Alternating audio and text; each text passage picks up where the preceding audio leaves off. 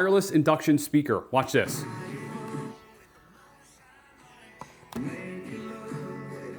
It works through induction. No wires, no Bluetooth. I don't know how it's doing it. It's almost like it has like a little mini microphone and it's just amplifying the sound somehow. Like when you used to put them in like a Coke can back in the day.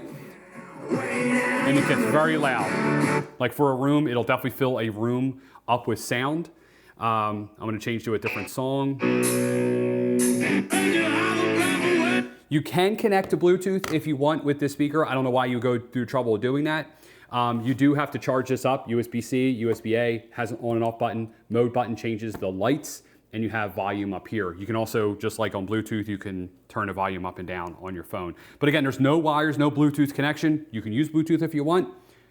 It works through induction. So it's just simply, I don't know. Me and the kids, my wife were playing with this last night. We were like, how does this thing work? We were trying to yell into it, trying to get it to hear us. There's no microphone. I really don't know how this thing works. It's maybe through vibrations or something like that. Don't care enough to understand. It just does, and it works. Pick it up. Really neat. I think it's awesome.